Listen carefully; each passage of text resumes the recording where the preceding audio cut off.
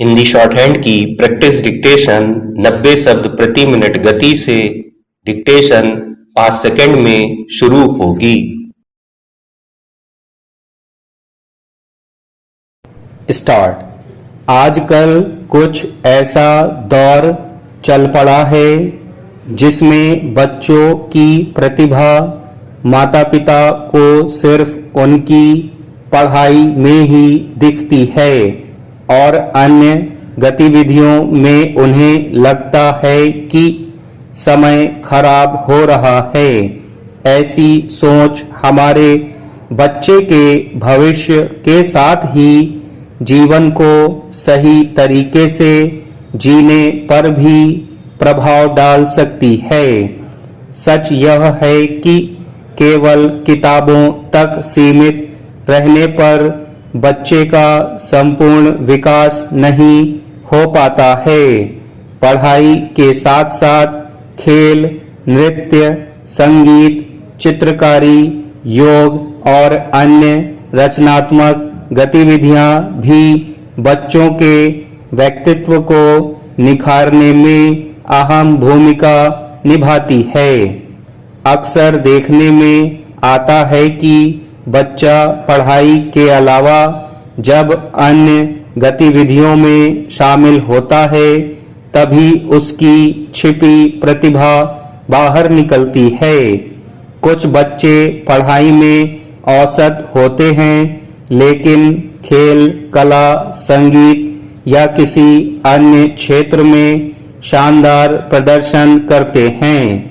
उनकी क्षमता तभी सामने आती है जब उन्हें तयशुदा ढांचे की पढ़ाई से बाहर निकाला जाता है या उन्हें निकलने का मौका मिलता है।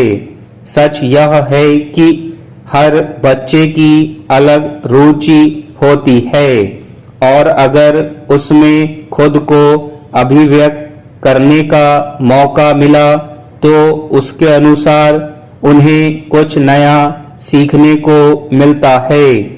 अपनी रुचि की गतिविधियों में भाग लेने से बच्चों के भीतर आत्मविश्वास बढ़ता है, जबकि सिर्फ घर में बैठकर बच्चा पढ़ता रहता है तो उसका हौसला और आत्मविश्वास कई बार डगमगाने लगता है।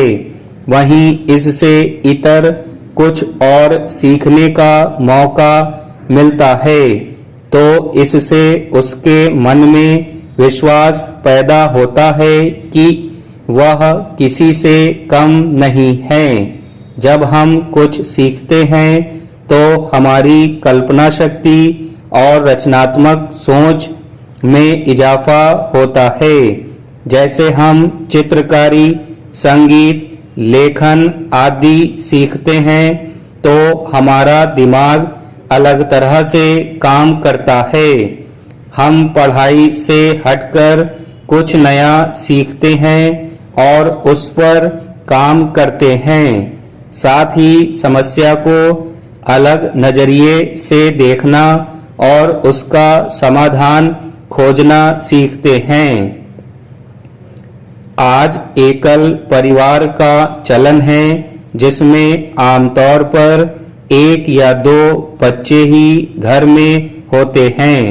ऐसे में बच्चों को अकेले रहने की आदत इस कदर हो जाती है कि वे किसी के साथ कुछ भी साझा करने से कतराते हैं। उन्हें किसी से मिलना जुलना, हंसना बोलना अच्छा नहीं लगता है।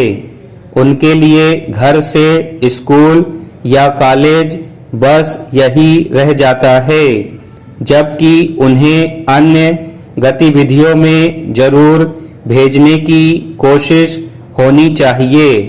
इससे बच्चे को समूह में बहुत कुछ सीखने को मिलेगा।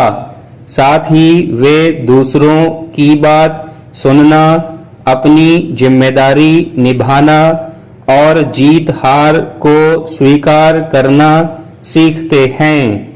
आजकल बड़ी संख्या में बच्चे भी अवसाद के शिकार हो रहे हैं, तो उनका तनाव कम करना भी हमारी जिम्मेदारी है। खेलकूद और मनोरंजक गतिविधियां उनके तनाव को कम करती हैं और उन्हें मानसिक रूप से तरोताजा रखने में मदद करती हैं। स्टॉप।